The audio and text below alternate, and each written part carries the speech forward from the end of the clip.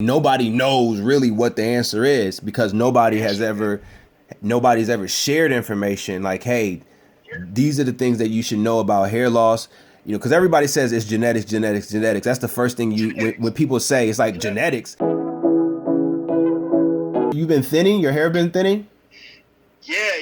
I was actually even going to ask you about that too. Mm-hmm. Yeah, man, being I'm in the military, and then we got to wear these PCs and caps all the time, man. And I've seen it over and over again, especially with military, man. Mm-hmm. PCs, and then just the stress of itself with being in the military. I feel like has come. Cause I used to have really good healthy hair, waves, all that good stuff, man. But ever since I've been in, I say about last year or a year and a half ago, I started realizing it started thinning like in the front, like where my waves used to be at. Mm-hmm. In the back, it's pretty much still thick, but in the front area, I guess from corner to corner, mm-hmm. it's starting to get a little thin. It's starting to kind of like be balding, like right there in that area. Right. So it's not all the way yet, but I can kind of see it thinning in there. A lot of people can see it thinning now. You can't really tell like in the dark or but whenever the light hits it, you can kind of tell. You can see it. Right. Bright light hits it. Now you said that it was you said due to stress. I feel like it's due to stress, and they make us wear for my uniform. We have to wear a PC. That probably could be part of it. It's like a patrol cap. Patrol cap, But I think it's probably stress and probably my diet. And then I've been reading some of your videos, and I think it's probably how I treat my hair as well. Because I remember one you was saying applying the hair serum, applying it, that you should kind of massage your head instead of rubbing it. I feel like, because I've been trying a lot of different things. Like when I was overseas, I tried biotin pills, and that kind of worked pretty good. And that I was getting a lot of good results from that. Mm-hmm.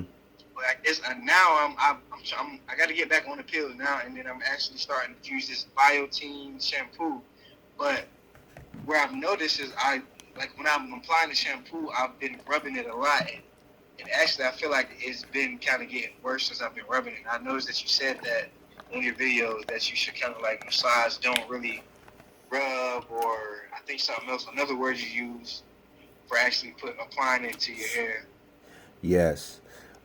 Are you using a conditioner after using the shampoo? No, it's just the shampoo. Okay. Yeah, you definitely want to have a conditioner. Because after you clean your hair is going to remove all the dirt, grime, yada, yada, yada, right? But what you want to do is you want to make sure that you can smooth out your hair cuticles, right? You want to smooth your hair cuticles so that way it helps to keep your hair fibers strong. What shampoo basically, it opens up your hair cuticles so it can, clean, right?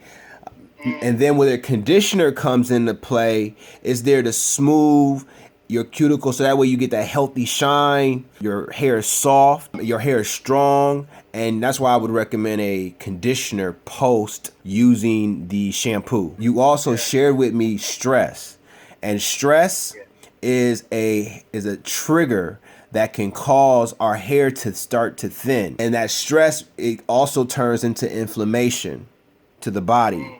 And when you have chronic stress, you're going to have chronic inflammation. And once you start to have chronic inflammation, then that miniaturize your hair because you're not getting any oxygen to your hair follicles because of the stress and then also the inflammation. And so it will break down your hair, and also it would cause a situation to where if you can't get nutrients and oxygen, if that's cut off, right? If that's cut off for your follicles, then you can't even stimulate your hair to grow. It doesn't even matter what you use. So it's like, all right, you want to be able to attack the situation. You know what I mean? You want to, just like when you used to play with, you got, you had little figures when you was a kid playing with them. You had to attack them. You know what I mean? You couldn't just have one person that would defeat them. You know what I mean? You had to have a line of people. So it's the same thing with the hair. It is systematic, and so we have to take a systematic approach to it. And one of the pieces to the pie, you'll get the My Hair Repair Serum, but that's one piece, right? The next piece is you want to do ashwagandha because it is a stress adaptogen, and that's going to help with you managing and reducing your stress. Even if a person has anxiety, it'll help with anxiety as well. There's studies, and these are things that we also, we make sure that we do our research and in our studies. We make sure we do our research on these particular clinical studies.